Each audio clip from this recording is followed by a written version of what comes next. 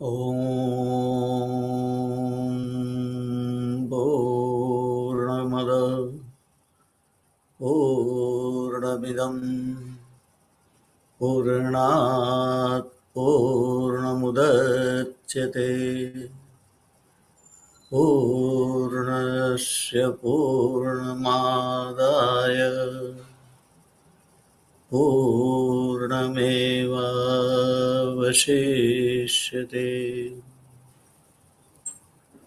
નમસ્તે. ઇન્દિરા ગાંધી ઓપન યુનિવર્સિટીની અંદર આપ સૌ વિદ્યાર્થી મિત્રોનું સ્વાગત છે. આજે આપણે MHI 2ની અંદર આધુનિક વિશ્વના ઇતિહાસ અંતર્ગત અભ્યાસ કરીશું. આધુનિક વિશ્વનો ઇતિહાસ વિદ્યાર્થી મિત્રો ખૂબ જ રોચક વિષય છે. આધુનિક વિશ્વના ઇતિહાસની અંદર નવજાગૃતિ કાળથી જે પરિવર્તન આવ્યું, બદલાવ આવ્યો, એ બદલાવ એના ઉપર આજનું જગત એ ઊભેલું છે. ઘણો બધો બદલાવ આવેલો છે. તો એ બદલાવ કઈ રીતે આવ્યો, કેવો બદલાવ આવ્યો, એના અંતર્ગત આપણે નવજાગૃતિની વાત કરી. નવજાગૃતિ કાળની અંદર ખાસ કરીને યુરોપની અંદર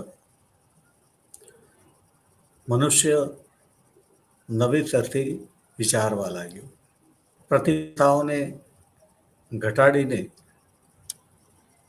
અનુકૂળતાઓમાં કેવી રીતે વધારો કરી શકાય એ વિચાર કેન્દ્ર સ્થાને હતો. નવજાગૃતિ પહેલાના સમયની અંદર બહુ થોડા લોકો, આશરે 10થી 15% લોકો સાધનથી સમૃદ્ધ હતા. જીવન જરૂરિયાત માટેના આવશ્યક સાધનો એ પણ એમની પાસે પૂરતા તો બહુ વધારે પડતું કહેવાય. પૂરતા કો એ પણ નહીં, પણ એમાં પણ બહુ જ ઓછા હતા. અને એને પરિણામે એમનું જીવન સાધનોની દ્રષ્ટિએ કષ્ટમય હતું. રોજની પોતાની જરૂરિયાતો સામે લડવામાં, પૂર્ણ કરવામાં એમને ઘણો સંઘર્ષ કરવો પડતો હતો. મિત્રો, હું આ કહું છું ત્યારે આપણે બરાબર યાદ રાખીશું કે જ્યારે વિચાર થાય છે ત્યારે મગજમાં સુખનો વિચાર છે. પણ એ સુખનો વિચાર જ્યારે કરે છે ત્યારે એવું લાગે છે કે આ સાધનોના અભાવમાં સુખ નથી, એવું લાગે છે. પણ જે લોકો પાસે સાધનો હતા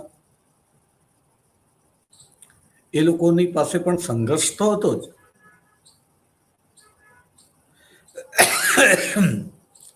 સંઘર્ષ વગરનું જીવન કોઈનું ન હતું. રાજ દરબારમાં જીવનારા લોકો પણ રાજ દરબારની ખટપટોથી પરેશાન હતા. સમૃદ્ધ હતા, સુખી ન હતા. એટલે કે ત્યાં પણ સંઘર્ષ હતો. મારે અહીંયા સ્પષ્ટતા એ કરવી છે કે પહેલી નજરે જ્યારે સાધનોની કમી, સાધનોથી વંચિતતા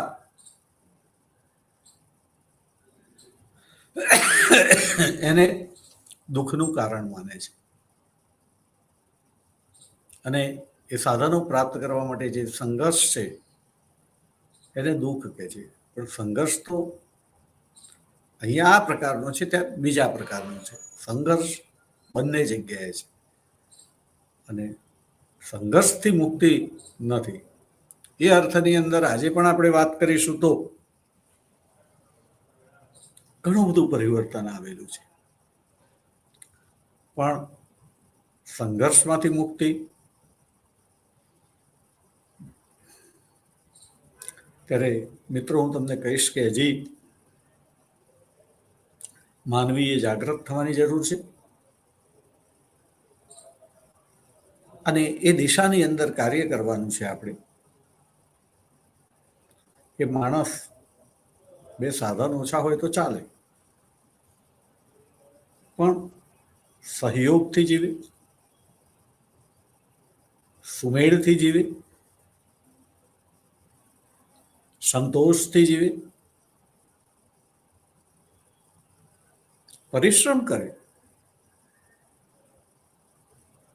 એ પરિશ્રમની અંદર કંઈક પ્રાપ્ત કરવા માટેનો જે સંઘર્ષ હોય એ મીઠો હોવો જોઈએ, તણાવ ભર્યો ન હોય. ચંદ્ર ઉપર પહોંચવું છે, કેવી રીતે પહોંચવું છે તો એના માટે સતત પ્રયત્ન ચાલુ હોય, એમાં સંઘર્ષ હોય, કેવી રીતે પહોંચવું, પણ તણાવ ના હોય. એમાં જે સ્થિતિ હોય એમાં થોડીક પણ સફળતા મળે એટલે આનંદ હોય. સંઘર્ષનો પણ, સંઘર્ષ કરતા કરતા પણ આનંદ હોય.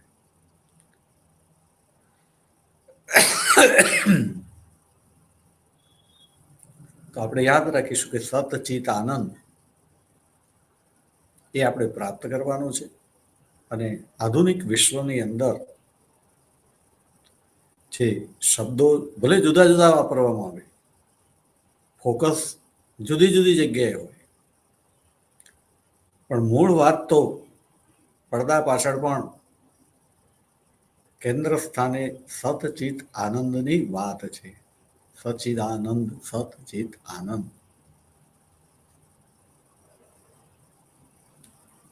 આપણે અહીંયા ચર્ચા આધુનિક વિશ્વની અંદર જોઈશું કે ઇતિહાસ એવું કહે છે કે નવજાગૃતિ કાળ પહેલા સામંતશાહી શાસન વ્યવસ્થા, સામંતશાહી સમાજ વ્યવસ્થા, સામંતશાહી અર્થવ્યવસ્થા, સામંતશાહી કૃષિ વ્યવસ્થા,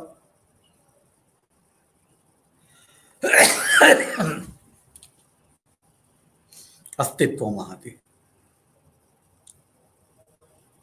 અને એ કાળની અંદર બહુ થોડા લોકો પાસે પુષ્કળ સાધનો હતા, અને જે સાધનોથી વંચિત હતા એમની દ્રષ્ટિએ સુખી હતા.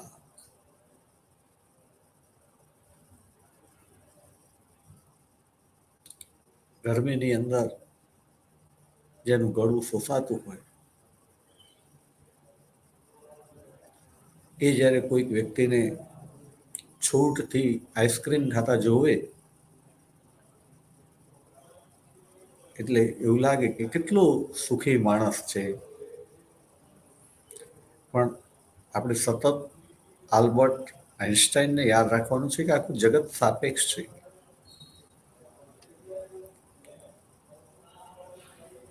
ગળામાં સોસ પડ્યો હોય અને આઈસ્ક્રીમ ખાવાની જે મજા આવે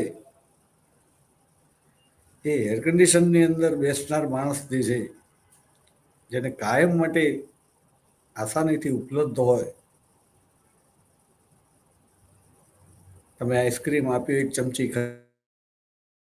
ફ્લેવર બરાબર નથી, બીજી લાવો. આઈસ્ક્રીમ હોવા છતાં એને આનંદ ના, ખાવા ખાતર ખાઈ લે. જે માણસને ગળું શોષાય છે, ગરમી છે, એને એવું લાગે છે કે પેલો કેટલો બધો સુખી છે. એટલે પહેલી નજરે આપણે વાત કરીએ છીએ કે નવજાગૃતિ કાળથી જે ખાસ કરીને ચિંતન શરૂ થયું એક નવા પ્રકારનું, એ મનુષ્ય સાધન સંપન્ન કેવી રીતે થાય એ દિશામાં હતું. અને આજે આપણે ફરીથી કહું છું, આલ્બર્ટ આઇન્સ્ટાઈનની દ્રષ્ટિએ સાપેક્ષ રીતે પહેલાની સરખામણીમાં ઘણા બધા સાધન સંપન્ન થયા છીએ, પહેલાની સરખામણીએ ચોક્કસ થયા છીએ, પણ આજે જે જમાનો છે અને આજના જમાનાની અંદર મનુષ્યએ જે કર્મ કરવાનું છે, એની સ્વચ્છના જે ગોલ છે એને એચીવ કરવાના છે, એ માટે એની પાસે જે સાધનો જોઈએ એ સાધનોની દ્રષ્ટિએ નવજાગૃતિ કાળના સામાન્ય મનુષ્ય અને આજના મનુષ્યની અંદર જે તફાવત હતો એમાંના આજે કોઈ લાંબો ફેરફાર નથી દેખાતો. સ્વરૂપ જુદું છે, તફાવત એનો એ છે. પહેલાના કરતા વધારે છે સાધનો, પણ જેટલા હોવા જોઈએ નથી. મિત્રો જરા વિચારજો, આધુનિક વિશ્વ કહીએ છીએ આપણે, આધુનિક ત્યારે શબ્દ વાપરવો પડે કે બદલાવ છે એટલે આધુનિક.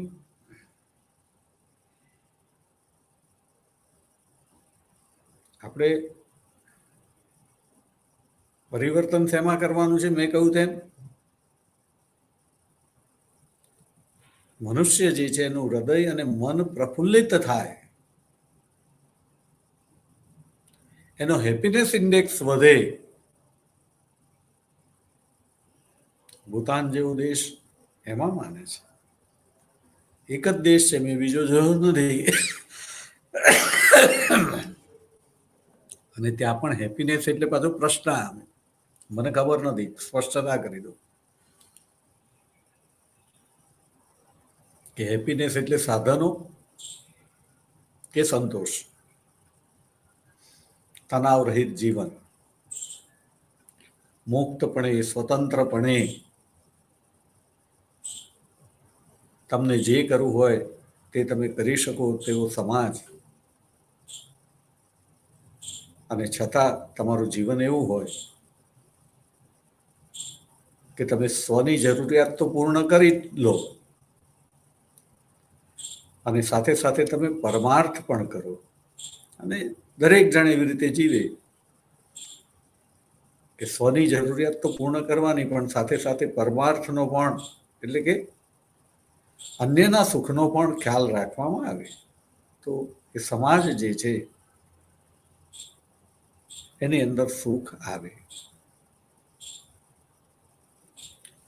તો આપણે અહીંયા જોઈશું કે નવજાગૃતિ કાળથી આધુનિક વિશ્વની અંદર આજ દિન સુધીની અંદર જે પ્રયત્નો થયા એ પ્રયત્નો જે છે એના જમા પાસાની અંદર શું છે, એના ઉધાર પાસા શું છે, એનાલિસિસ કરીશું. આપણે વિશ્વવિદ્યાલયમાં ભણીએ છીએ, સતત ધ્યાનમાં રાખીશું. ઇન્ફોર્મેશન આપણા માટે અગત્યની નથી વિશ્વવિદ્યાલયમાં ભણીએ છીએ ત્યારે. હા, ચર્ચા કરવા માટે જરૂરી ઇન્ફોર્મેશન છે, પણ ફક્ત ઇન્ફોર્મેશનની વાતો નથી કરવાની, આપણે એનાલિસિસ કરવાની છે, વિશ્લેષણાત્મક. ઇતિહાસ એટલે સમય, ઇતિહાસ એટલે સ્થળ, ઇતિહાસ એટલે ક્રમવાર અભ્યાસ. તો આપણે એનાલિસિસ કરીશું વિદ્યાર્થી મિત્રો, સમયનું એનાલિસિસ કરીશું કે શું થયું, જે મેળવવું હતું તે મળ્યું, કેમ ન મળ્યું,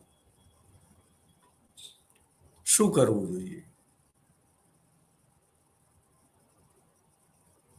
કઈ દિશામાં કામ કરવું જોઈએ. ખામીઓ શોધીએ તો નવો રસ્તો જે છે એના ઉપર આપણે ડગ માંડી શકીએ, અન્યથા ગોળ ગોળ જ ફરવાનું રહે. હું ચર્ચાને આગળ ધપાવું એ પહેલાં સ્પષ્ટતા કરી દઉં કે આપણે યાદ રાખીશું કે જેણે પણ જગતનું નિર્માણ કર્યું છે, જે જગન્નિયતા, એ એક જ પૂર્ણ છે.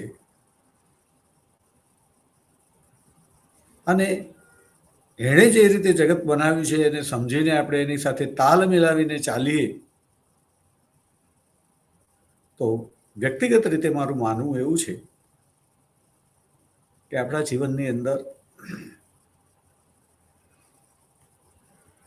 તકલીફો જે છે એ ઓછી હોય છે. અહીંયા તકલીફો ઓછીનો અર્થ એવો છે કે સંઘર્ષ તો રહેવાનો જ, પણ સંઘર્ષની અંદર તણાવ રહિત સંઘર્ષ હશે.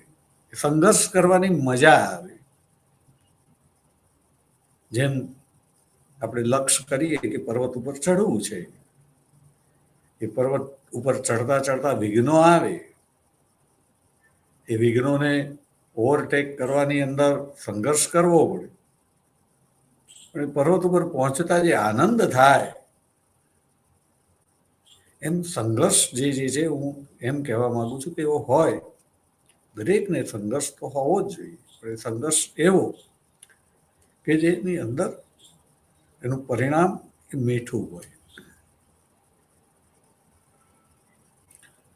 મારું કહેવું એ છે કે નવજાગૃતિ કાળની અંદર જે માનવી સંઘર્ષ કરતો હતો, એ માનવી તરફ વિચારવામાં આવ્યું. એ માનવીને, એટલે કે જે સંઘર્ષ કરતો હતો, એ માનવીને સમાજના કેન્દ્રમાં મૂકવામાં આવ્યો. માનવતાવાદ આવ્યો. ત્યારે એ માનવતા, જે માણસ સાધન સંપન્ન હતો, એને પણ સંઘર્ષ તો હતો, એટલે એના તરફ પણ માનવતા તો દાખવવાની જ હતી. પણ માનવતા એના માટે હતી જ નહીં. એ માનવતા શબ્દ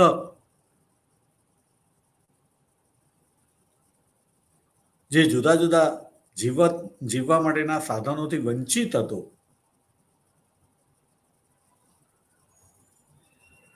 એને ધ્યાનમાં રાખીને શબ્દ માનવતા આવ્યો હતો. એવી જ રીતે ઉદારમતવાદ, તે ઉદારતા પણ એ સામાન્ય માનવી, ફરીથી હું આવું બોલું છું ત્યારે મારું અંતઃકરણ દુભાય છે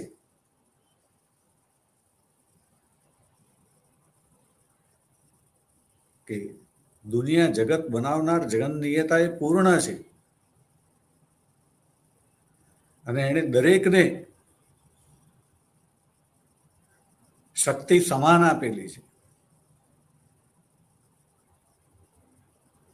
અને દરેકને શક્તિ સમાન આપી છે ત્યારે દરેક વ્યક્તિ એક અસામાન્ય વ્યક્તિ છે. અને અસામાન્ય વ્યક્તિને આપણે સામાન્ય વ્યક્તિ કહીએ ત્યારે મારું અંતઃકરણ દુભાય છે. પણ તમારી સાથે, સમાજ સાથે જ્યારે મારે વાત કરવી છે ત્યારે મારે સમાજની ભાષામાં બોલવું પડે છે. પણ હું સ્પષ્ટતા કરી દઉં કે કોઈ વ્યક્તિ અસામાન્ય નથી, કારણ કે એને બનાવનાર એ પૂર્ણ છે. એને દરેકને ખોબે ખોબે ભરીને આપ્યું છે, પણ જુદું જુદું આપ્યું છે. એ ખાસ યાદ રાખીશું આપણે. અને હું દરેકને કહીશ કે તમારે સુખી થવું હોય તો અન્યની જોડે શું છે એમાંથી નજર હટાવીને તમારી જોડે શું છે.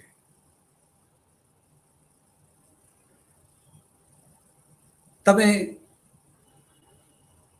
કઈ વસ્તુના કે કઈ ક્ષેત્રની અંદર તમે ધનવાન છો, સમૃદ્ધ છો,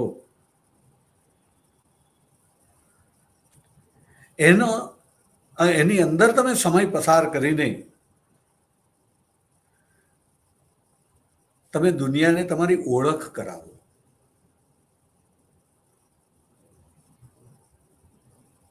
આ પૃથ્વી પરની તમામ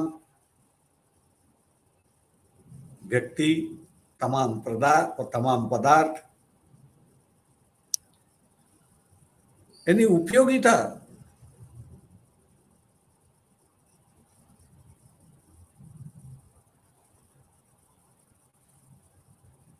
શબ્દ જડતો નથી એટલે અમૂલ્ય છે. સવાલ તમારી પાસે જે છે એની જરૂરિયાત કોને છે, એની સાથે તમારે જવું પડશે.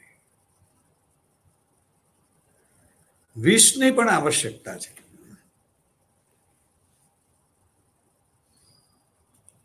આપણે કહ્યું તેમ કે રાજ દરબારના લોકોનો સંઘર્ષ જુદો છે.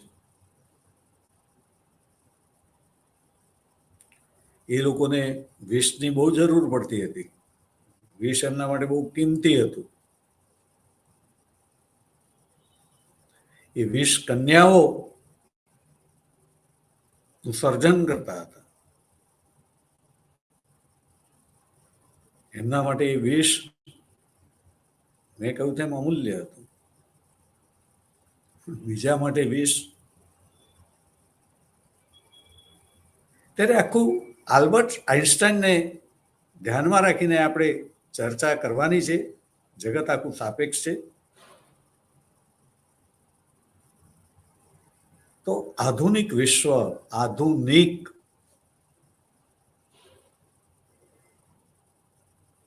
ઇતિહાસ જે છે એને જુદા જુદા લોકોએ કાળમાં વિભાજિત કરેલો છે. જેણે પણ નામ આપ્યું છે એને ખોટું આપ્યું છે હું નહીં કહું, પણ તમે કઈ ધરી ઉપર ચર્ચા કરી રહ્યા છો? વિશ્વવિદ્યાલયમાં ભણી રહ્યા છો તમે, એટલે હું તમને નવી રીતે વિચારવા માટે પ્રેરિત કરી રહ્યો છું. અહીંયા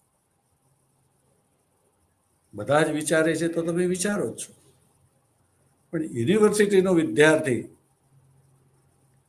એ જરા જુદી રીતે વિચારતો હોય છે. Think differently.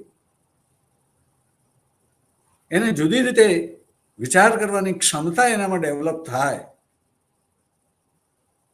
એ જગતને બીજા જોવે એના કરતા જરા જુદી રીતે જોતો થાય, એનામાં જોવાની દ્રષ્ટિ વિકસે, તો જ એને જે છે યુનિવર્સિટીનો વિદ્યાર્થી મારી દ્રષ્ટિએ કહી શકાય. તમારી દ્રષ્ટિએ કે અન્ય કોઈની દ્રષ્ટિએ હું ખોટો હોઈ શકું, પહેલેથી જ સ્પષ્ટતા કરી દઉં મારા લેક્ચરની અંદર. જગન્નિયતા એક જ પૂર્ણ છે, બાકી બધા જ અપૂર્ણ છે. એટલે મારી વાત પૂર્ણ હોય જ ના શકે.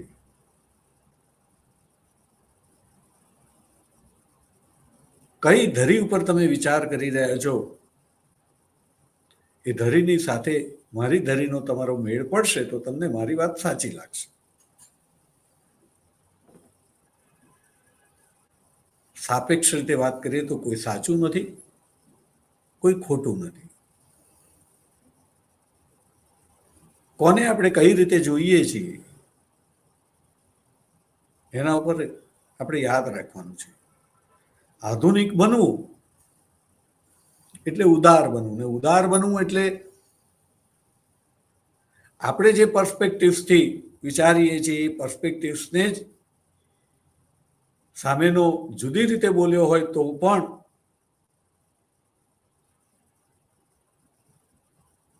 આપણે આપણા પર્સ્પેક્ટિવ્સમાં એનું ઇન્ટરપ્રિટેશન કરીને એને સાચો કે ખોટો કહેવો, એ ઉદારતા નથી. અને મેં કહ્યું તે પ્રમાણે કે દરેક વ્યક્તિ એનો મૂળભૂત સ્વભાવ પ્રમાણે ખોટું કરતો જ નથી, એને ખોટું કરવાનું ગમતું નથી. અગાઉ આપણે ક્યારેક વાત કરીએ છીએ કે મર્યાદા અને મજબૂરી એ જુદી વસ્તુ છે. આપણે જ્યારે મર્યાદા અને મજબૂરી નથી એવા સમાજની અંદર, એવા સમાજનું નિર્માણ કરવું છે કે મનુષ્યને મર્યાદા અને મજબૂરી ના હોય, ને મર્યાદા અને મજબૂરી ના હોય તો એ ખોટું કામ કરવાનું નથી. અને એવા સમાજનું મારી દ્રષ્ટિએ નિર્માણ થાય ત્યારે એ સમાજને એ લોકોને આપણે આધુનિક કહી શકીએ. બાકી આજે હવે બધાને ખબર પડી ગઈ છે કે ઘણા લોકો જે છે કપડાં સરસ પહેર્યા હોય, સરસ ગાડીની અંદર હરતા ફરતા હોય, પણ તમે એમની જોડે ત્યાં થોડીક વાર બેસો ત્યારે ખબર પડે કે માણસ આધુનિક છે કે નહીં. માણસ મગજથી આધુનિક જોઈએ. તો નવજાગૃતિ કાળની અંદર આપણે જોયું કે સામંતશાહી સમાજ વ્યવસ્થા, અર્થવ્યવસ્થા, કૃષિ વ્યવસ્થા, શાસન વ્યવસ્થા જે બધું હતું, એમાંથી સમયના અનુસંધાને પરિવર્તન આવ્યું. નવું પરિવર્તન, જેને વિદ્વાનોએ નવ જાગૃતિ કાળ કીધું. જે નવજાગૃતિ કાળની અંદર માનવીમાં નવું જોવાની, જાણવાની જિજ્ઞાસા વૃત્તિ ખાસ કરીને વિકસી. જીવનને માણી લેવાની વાત આવી, અને જીવન એ ઘણું નાનું હતું. આજના જમાના કરતાં તો એ વખતે ઘણું નાનું જ હતું, યાદ રાખીશું. સરેરાશ આયુષ્ય ખૂબ ઓછું હતું. એટલે બહુ બધા લોકોને તો જીવન બહુ ક્ષણિક મળતું હતું. અને ક્ષણિક જીવનની અંદર પણ મનુષ્ય કર્મના સિદ્ધાંતની અંદર માનીને આ જન્મમાં સુખ પ્રાપ્ત નથી થયું, તો આ આખો જન્મ એવી રીતે કર્મ કરવું કે જેને પરિણામે આવતા જન્મમાં, એટલે કે આ લોકમાં નહીં પણ પરલોકમાં સુખ પ્રાપ્ત થાય. એ આશાએ મનુષ્ય પોતાના આ જન્મની અંદર એ સુખ માણતો ન હતો. એટલે કે એની પાસે જે થોડાક પણ સાધનો વધારે હતા, તો એનું એ દાન કરી દેતો હતો. અન્યની સેવાની અંદર એ આપી દેતો હતો. આપણે ત્યાં કહેવાય કે અતિથિ આવે તે ભૂખ્યો ના જવું જોઈએ. તમને જે છે ખાવા માટે 3 રોટલા જોઈએ છે, તમારી જરૂરિયાત છે, પણ તમે જમવા બેઠા છો ને આજે તમારી પાસે રોટલો અડધો જ છે, 2.5 રોટલાની ભૂખ છે. પણ જે અતિથિ આવ્યો છે એ પણ ભૂખ્યો છે. ભૂખ સમાન છે, તો એને આપીને ખાઓ. અડધો તમે ખાઓ, અડધો એને આપો. અડધામાંથી પણ એને અડધો આપો. અતિથિ છે પણ એને એવું નહીં કે 10% આપો ને જે છે એનો 90%, અડધાનો અડધો આપો. સમાનપણે ખાઓ. ચર્ચાને જુદી ધરી ઉપર નથી લઈ જવાની. હું જે કહું છું એ ધરી ઉપર વાત કરવાની છે. તો એ સેવા કરવાની અંદર પોતાની પાસે જે અડધો રોટલો ખાવાનું સુખ છે એ પણ એ જતું કરે છે.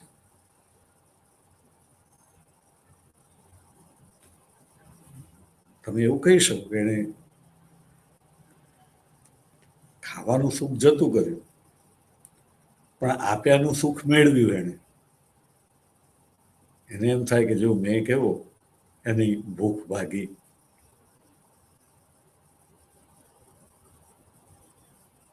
એ સુખ તમને મળે છે, નથી મળતું એવું. દ્રષ્ટિ છે જોવાની.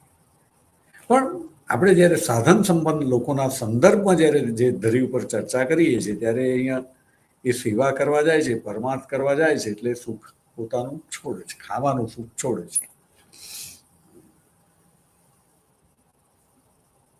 એટલે કે આ જન્મની અંદર એ લોકો જે મળેલું સુખ છે એ પણ છોડી દેતા હતા. પરલોકમાં સારું જીવન મળશે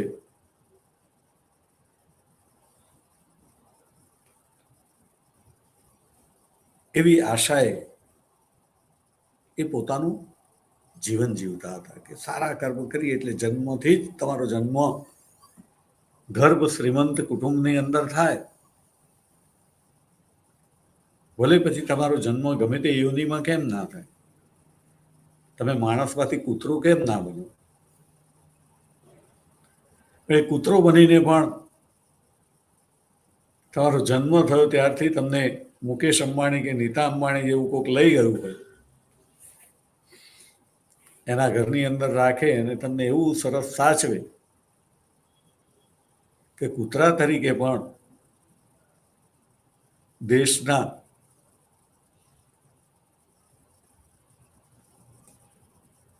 કેટલા બધા ટકા, મારે ટકા કેવી રીતે બોલવા, કઢાય નહીં મારાથી, એટલે પણ કહીએ આશરે બોલું કે 90% લોકો કરતા પણ, મનુષ્યો કરતા પણ એ કૂતરાનું જીવન જે છે એ ગર્ભ શ્રીમંત કુટુંબની અંદર એને આશરો મળવાથી સુખી છે. જન્મ ક્યાં મળે છે, કોણ ઉછેર કરે છે, બહુ અગત્યનું છે. તો આ પ્રકારે જોઈશું કે સારા કર્મ કરવાથી પરલોક સુધરી જાય એના માટે લોકો જીવતા હતા. પણ નવજાગૃતિએ એવું કીધું કે પરલોક છે જ નહીં, જે છે આ જ લોક છે, સુખ દુઃખ પાપ પુણ્ય બધું જે છે આ લોકમાં જ એના ફળ તમારે ભોગવવાના છે. અને માટે જીવન એવી રીતે જીવો કે આ લોકમાં તમને સુખ પ્રાપ્ત થાય. માટે પ્રયોગવાદ ને બધું આવ્યું, આપણે જાણીએ છીએ. એમાંથી આગળ જતા ધર્મ સુધારણા આવી,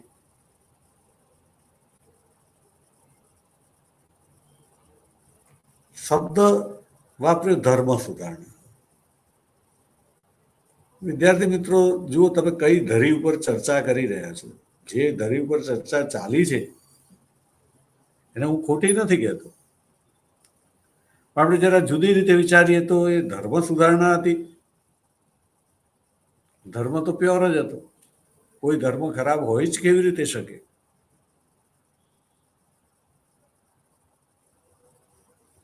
તો ધર્મને નતો સુધારવાનો, સુધારવાના કોને હતા? ધર્મના વાહકોને, ધર્મના શાસકોને, ધર્માધિકારીઓને સુધારવાના હતા. ત્યારે એનું નામ બદલવું જોઈએ. પણ આપણે તો કહીએ છીએ કે ધર્મ સુધારણા. ધર્મ ખરાબ હતો. ધર્મ ખરાબ હતો કે ધર્મનું આચરણ કરાવનાર લોકો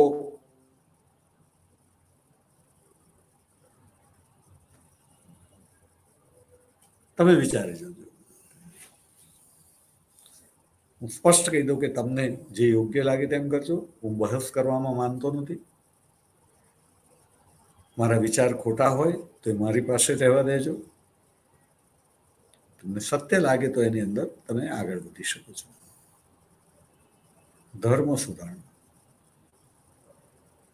શબ્દ સાથે હું પોતે સંમત નથી, એટલે, અને હું જે કહું છું એ અર્થમાં, જે પ્રમાણેના લખાણો છે અને જે રીતે લોકો વાત કરે છે એ રીતે બધું બરાબર જ છે. હું એની સાથે સંમત છું.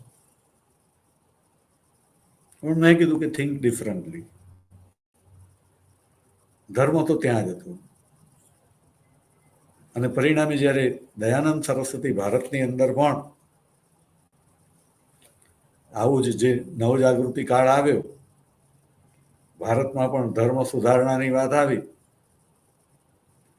ત્યારે દયાનંદ સરસ્વતી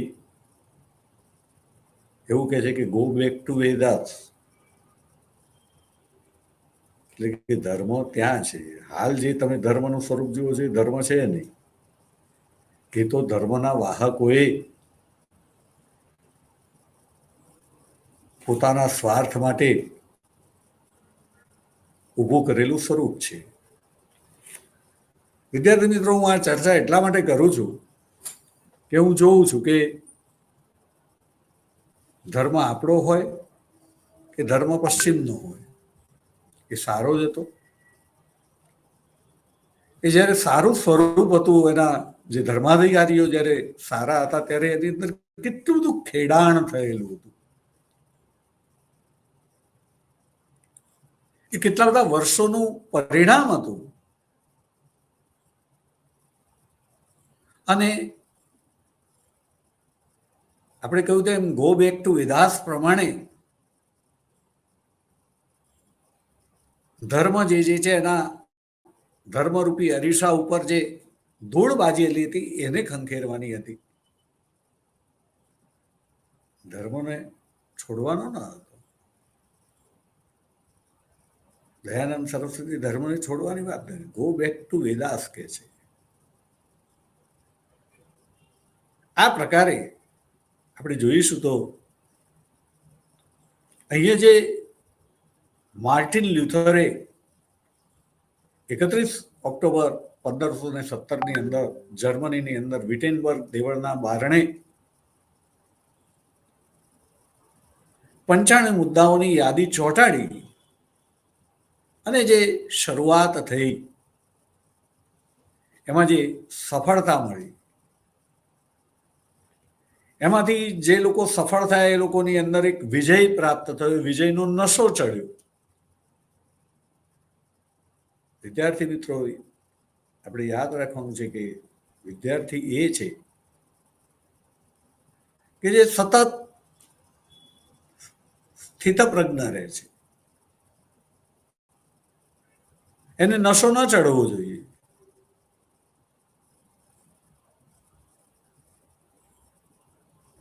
એની અવસ્થા રામ જેવી હોવી જોઈએ કે જ્યારે પિતા દશરથ એમ કહે છે કે એનો રાજ્યાભિષેક કરવો છે મારે, રામને ગાદી સોંપવી છે, ત્યારે રામ જે છે પહેલાની સ્થિતિમાં અને હવે ગાદી એને મળવાની છે, એને કારણે એની સ્થિતિમાં કોઈ ફેર નથી થતો કે હવે હું ગાદી પતિ થઈ જઈશ અને થોડીક જ ક્ષણની અંદર પાછું બદલાઈ જાય છે ચિત્ર. એને કહેવામાં આવે છે કે તારે ગાદી ઉપર નથી બેસવાનું, તારે વનવાસ જવાનું છે. તો પેલી વખતે વિજયનો નશો ન હતો અને અત્યારે આ વનવાસ જવું એનો કોઈ શોખ પણ નથી. બંને સ્થિતિની અંદર રામ એ સ્વસ્થ છે, સ્થિતપ્રજ્ઞ છે. અને આ પ્રકારે આપણે વિદ્યાર્થી મિત્રો જ્યારે યુનિવર્સિટી એજ્યુકેશન આપણે જ્યારે પ્રાપ્ત કરીએ છીએ, અભ્યાસ, વિશ્વવિદ્યાલયનો અભ્યાસ, ત્યારે સ્થિતપ્રજ્ઞતા, સ્થિરતા એ વર્તનની અંદર ખૂબ જ જરૂરી છે. એ ન આવે તો આપણે યુનિવર્સિટી એજ્યુકેશન ધરાવીએ છીએ એવું મારી દ્રષ્ટિએ ના કહેવાય. ભલે યુનિવર્સિટીએ ડિગ્રી આપી હોય, યુનિવર્સિટી એટલે શું? એના અધ્યાપકો. અધ્યાપક તરીકે મેં પણ ઘણા બધાને ડિગ્રીઓ આપી, કારણો હોય, એની અંદર આપણે પડતા નથી. ડિગ્રી મળવાથી આપણે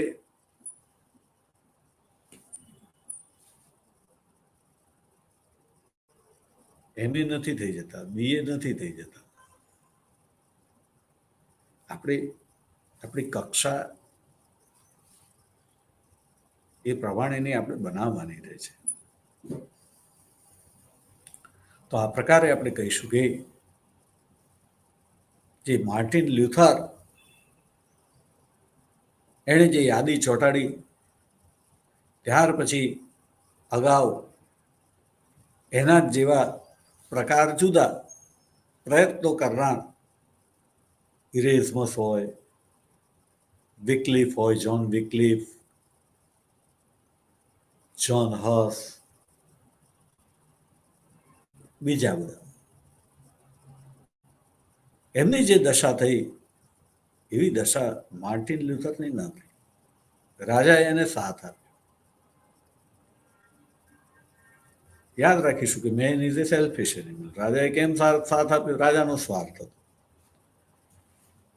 એની ચર્ચા પણ કરીશું આપણે કોઈક લેક્ચરની અંદર જુદી રીતે. પણ અત્યારે આજે જુદી ધરી ઉપર આપણે આધુનિક વિશ્વનો ઇતિહાસ એ સંદર્ભમાં આપણે ચર્ચા કરી રહ્યા છીએ. અને કેટલા આપણે આધુનિક બનવાના પ્રયત્નો કર્યા અને એમાં આપણે આધુનિકતા તરફ કેટલા આગળ વધ્યા એની આપણે અહીંયા વાત કરી રહ્યા છીએ, સમજી રહ્યા છીએ. તો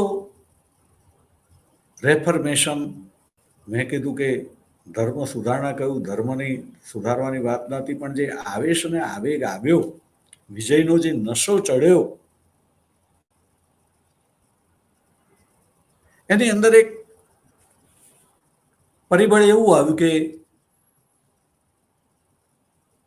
તમારે જે ગ્રંથો રચાયા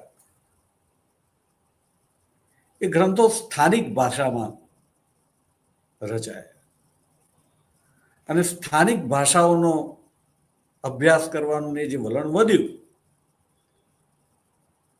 એની સૌથી મોટી ખોટ એ ગઈ કે લેટિન ભાષામાં લખાયેલા ધર્મગ્રંથોનો અભ્યાસ કરવાનું વલણ ઓછું થઈ ગયું. આપણે ભારતની વાત કરીએ તો ભારતની અંદર પણ એવું થયું કે સંસ્કૃત ભાષા પંડિતોની ભાષા છે, એની જગ્યાએ એને છોડીને લોક ભાષાની અંદર, સ્થાનિક ભાષાની અંદર ગ્રંથોની રચના કરવી અને એને પરિણામે આપણે ઇતિહાસની દ્રષ્ટિએ કહીએ કે જે પ્રથમ કક્ષાના જે સાધનો હતા, બે પ્રકારના હતા કે એની અંદર જે મૂળ હતા, ગો બેક ટુ વેદાસની જેમ, કે જે અરીસા હતા, જે તમને સાચું પ્રતિબિંબ બતાવતા હતા. એની જગ્યાએ આપણે કહ્યું તેમ કે સમયના પ્રવાહની અંદર જે ધર્માધિકારીઓ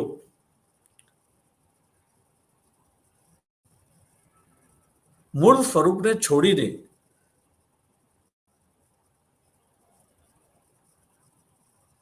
એક પોતાના સ્વાર્થ માટે ઊભું કરેલું સ્વરૂપ છે, એ અરીસા દ્વારા એ ધર્મના ઉપર એમનું એ પડ હતું, એ ઓરિજિનલ ધર્મ જે છે એના ઉપર આ એ કાળના જે ધર્મગુરુઓએ સિદ્ધાંતોની અંદર પરિવર્તન કરી દીધેલું હતું પોતાના સ્વાર્થ માટે, એનું પડ બાજેલું હતું. પણ એને કારણે પડ સાફ કરવાને બદલે લેટિન ભાષાનો અભ્યાસ જ ન કરવો, સંસ્કૃત ભાષાનો અભ્યાસ જ ન કરવો. તમે વિચારો કે આજે ભારતની અંદર સંસ્કૃત ભાષાની અંદર જે ઉત્તમ કહું છું, ઓરિજિનલ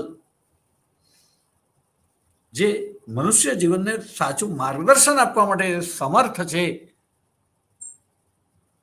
એવા શાસ્ત્રોનો અભ્યાસ કરનાર કોઈ નથી. ત્યાં પણ એવું થયું કે લેટિન ભાષા, આને પરિણામે શાસ્ત્રો નાશ પામ્યા.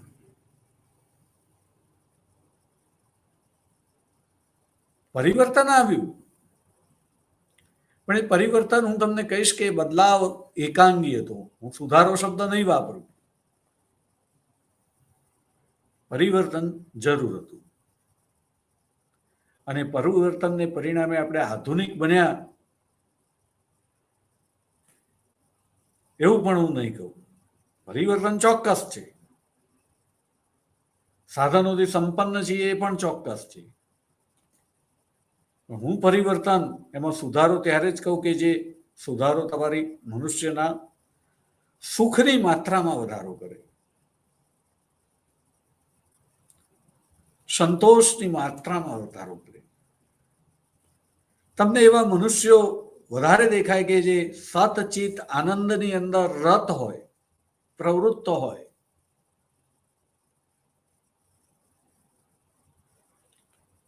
માણસ કરતા પણ થોડુંક આગળ વધીને કહું તો એવા કુટુંબો હોવા જોઈએ. ઘણી વખત આપણને એવા માણસ જોવા મળે છે, પણ એક માણસ મારી દ્રષ્ટિએ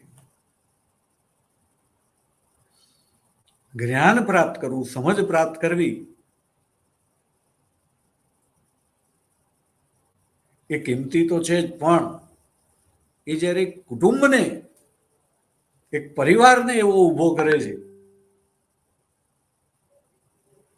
કે જે પરિવારના સભ્યો જે છે એ સતચિત આનંદ માણતા હોય. એક ટ્રેડિશન ઊભી થાય. હું ટ્રેડિશનમાં ખૂબ માનું છું, સ્પષ્ટતા કરી દઉં. ટ્રેડિશન ઊભી કરીને, ટ્રેડિશન એટલે યાદ રાખજો કે ટ્રેડિશન ત્યારે જ ઊભી થાય. ટ્રેડિશનનો હું ડેફિનેશન પણ આપી દઉં.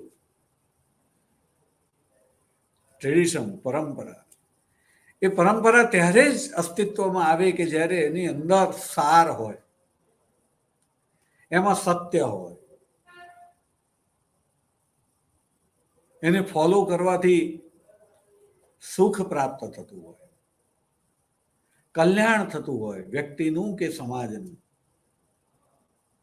ત્યારે જ એ ટ્રેડિશન બને છે.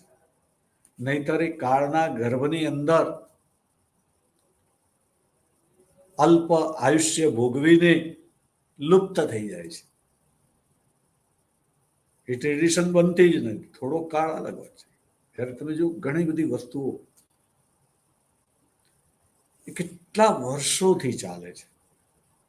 દાખલા તરીકે લગ્ન પ્રથા, તો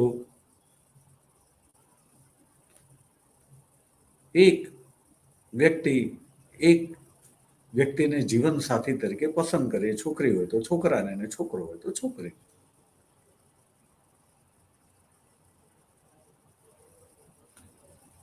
આ પૃથ્વી ઉપર અબજો મનુષ્ય છે, પણ જીવન સાથી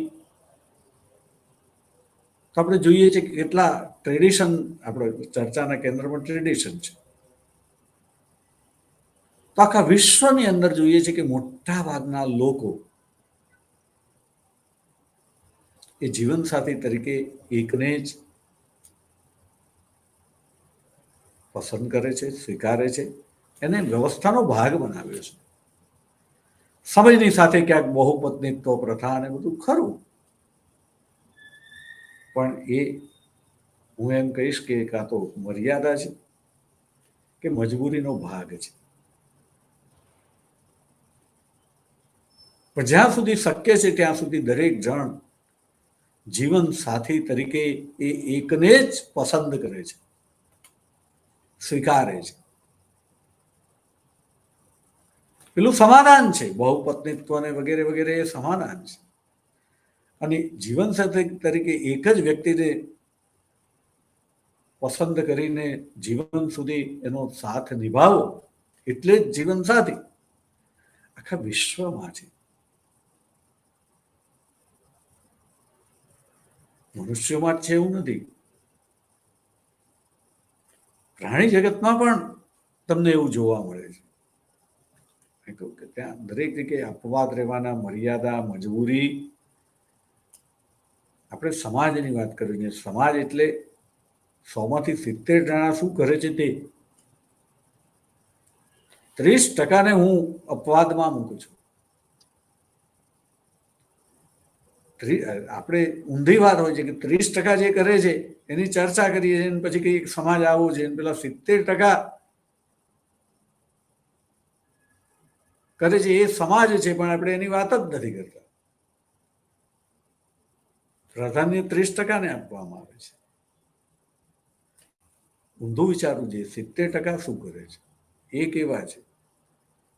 તો એ રીતે જોવા જઈએ તો જગત ભૂતકાળમાં સારું હતું, આજે પણ સારું જ છે.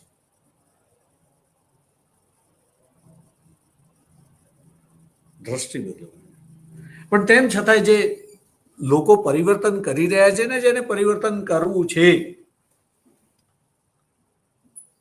એવા લોકો જે પરિવર્તન કરી રહ્યા હતા એના પરિણામોની આપણે વાત કરવી છે, અને પરિણામોની દ્રષ્ટિએ આપણે આધુનિક વિશ્વનું નિર્માણ કર્યું છે કે કેમ એ પણ જોઈશું. નિર્ણય તમારે કરવાનો છે. હું તમને ફક્ત ને ફક્ત જે છે એ દ્રષ્ટિ આપવાનો પ્રયત્ન કરી રહ્યો છું. હું કોઈ ખામી નથી શોધતો. નવજાગૃતિ કાળથી જે ચિંતન શરૂ થયું એનો ભાગ છું, અને એની અંદર રહી ગયેલી ત્રુટિઓને આપણે દૂર કરીને આપણું જગત જે છે આજે જે છે એને હજી વધારે સારી કેવી રીતે કરી શકાય, કર ભલા હોગા ભલા, એના ભાગરૂપે વાત કરી રહ્યો છું. ટીકા કરવા વાત નથી કરી રહ્યો. હંમેશા આપણે હકારાત્મક રહીને વાત કરીશું. નકારાત્મકતા આપણામાં હોવી જ ન જોઈએ. પણ આપણું લક્ષ્ય, એ લક્ષ્યથી આપણે ભટકી ન જવાય. જેમ આપણે જાણીએ છીએ કે અર્જુન, એને પૂછવામાં આવ્યું કે તને શું દેખાય છે? એ જ પ્રશ્ન બીજા પણ કૌરવોને પાંડવોને પૂછવામાં આવ્યો હતો.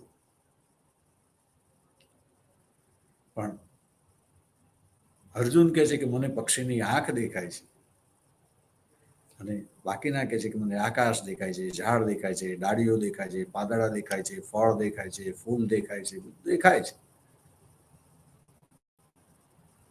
કે શું એ સાચા ન હતા?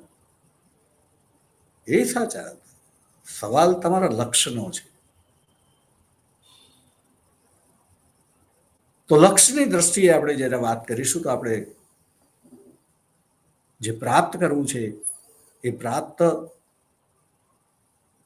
કરવા માટે જે પ્રયત્નો થાય એ પ્રયત્નોને આપણે જોઈએ છીએ કે ધર્મના અંદર સુધાર કરવાની વાત ન હતી, પણ ધર્મ અધિકારીઓ જે છે એમને સુધારવાની વાત હતી. ધર્મ સુધારણા નહીં, ધર્માધિકારીઓ, ધર્મ સંસ્થાઓને સુધારવાની વાત હતી. એમના પ્રવૃત્તિઓ, એમના આદેશોની અંદર પરિવર્તન કરવાની વાત. અને થયું પણ એની અંદર સાથે સાથે જે કાળ આવ્યો એ કાળ હતો ભૌગોલિક શોધખોળો. આપણે આ ચર્ચા કરી એને સહેજ પાછું યાદ રાખી લઈએ કે મારું જે કહેવાનું હતું કે આપણે એ નવજાગૃતિ અને ધર્મ સુધારણાનો સમય જે હતો એના પરિણામે ગુમાવીશું. તો ત્યારથી જેમ આપણે કહીએ છીએ કે આપણે ત્યાં પણ નવજાગૃતિને જે કંઈ આવ્યું ત્યારથી સંસ્કૃત ભાષા પડદા પાછળ ધકેલાઈ ગઈ. એની સાથે ઘણી બધી ટ્રેડિશન ધકેલાઈ ગઈ જે આપણા માટે જરૂરી હતી, ઉપયોગી હતી. ખોટું ગયું, ખોટું પણ હતું, નતું એવું નહીં કે જેની જરૂર ન હતી, પણ સાથે સાથે એની અંદર સારું પણ જતું રહ્યું. જેમ આરોનું પાણી પીવું એટલે જે ખરાબ બેક્ટેરિયા જે છે એને નાબૂદ કરવા, પણ ખરાબ બેક્ટેરિયાની જોડે જોડે તમે એને એટલું બધું શુદ્ધ કરવા માંડ્યા કે બેક્ટેરિયા જ ના હોય એટલે કે સારા પણ ના હોય. અને જે બેક્ટેરિયામાં માત્ર સારા જ બેક્ટેરિયા હતા, ખરાબ તો હતા જ નહીં, એવા પાણીને પણ તમે શુદ્ધ કરીને એ પાણી પહેલી દ્રષ્ટિએ તમને શુદ્ધ લાગે પણ શરીરના માટે શુદ્ધ ન હતું. આ વાતને સમજીને હું તમને એ સમયગાળાની પ્રવૃત્તિઓની વાત કરીશ કે પ્રવૃત્તિઓ એટલી બધી શુદ્ધ કરી દેવામાં આવી કે જેની અંદર સ્થાનિક ભાષાઓને એટલું બધું મહત્વ આપવામાં આવ્યું કે જેને પરિણામે લેટિન અને સંસ્કૃત ભાષાનો અભ્યાસ ઘટી ગયો. એને પરિણામે એના જે પેલા ખોટા અને સ્વાર્થી માણસો નહીં, એમણે તો અભ્યાસ જો કે કર્યો જ નહોતો, કર્યો હોત તો એમનામાં એવો સ્વાર્થ પેદા જ ન થાત. સંપૂર્ણ કુંભો ન કરોતી શબ્દ અર્ધો ઘટો કોશ મુપૈતી નૂનમ, એ પ્રમાણે એ બધા જે છે અધૂરો અભ્યાસ કરેલા હતા અને અવાજ કરતા હતા, અને સંપૂર્ણ જ્ઞાનવાળા તો અવાજ કરતા જ ન હતા. એ પ્રમાણે આપણે જે છે વાત કરીશું. મારું ધ્યાન નથી રહ્યું, સમય થઈ ગયો છે, આપણે અહીંયા અટકીશું, ફરી વાર જોઈશું. ઓમ શાંતિ શાંતિ શાંતિ. ભારત માતા કી જય.